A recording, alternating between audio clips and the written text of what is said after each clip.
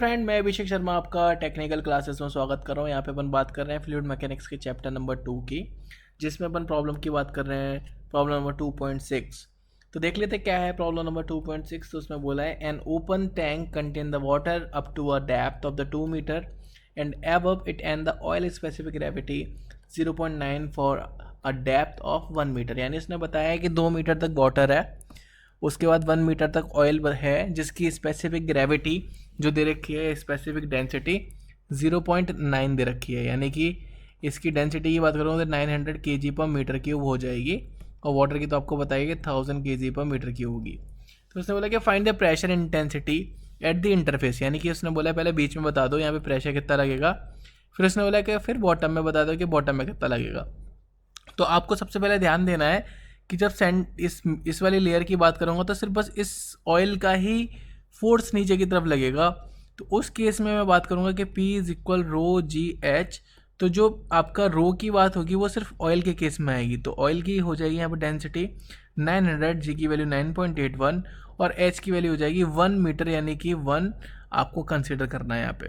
तो साफ साफ दिखाई दे रहा है। अगर आप यहाँ पे वैल्यू करेंगे 900 मल्टीप्लाई 9.81 मल्टीप्लाई 1, तो यहाँ देखेंगे आपकी वैल्यू हो जाएगी 8829 न्यूटन पर मीटर स्क्वायर।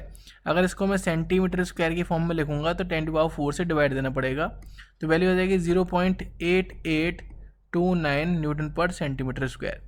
तो ये पहला आंसर हो गया।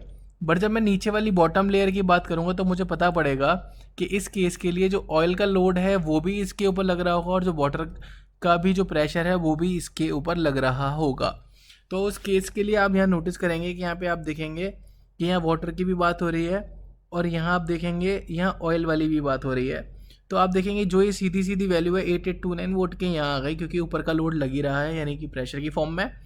और यहाँ पे आप देखेंगे तो यहाँ पे आपको दिखाई दे रहा है कि जो वैल्यू है रो जी एच, तो रो की वैल्यू 1000, जी की वैल्यू 9.81 और एच की वैल्यू 2 हो जाएगी।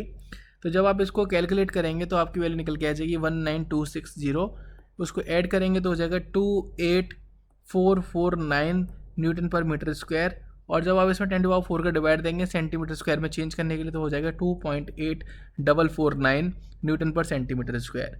तो सिंपल प्रॉब्लम थी। अगर आपको समझ में आई तो प्लीज़ लाइक ज़रूर कीजिएगा, शेयर ज़रूर कीजिएगा, सब्सक्राइब ज़रूर कीजिएगा। Thank you for watching guys, thank you so much.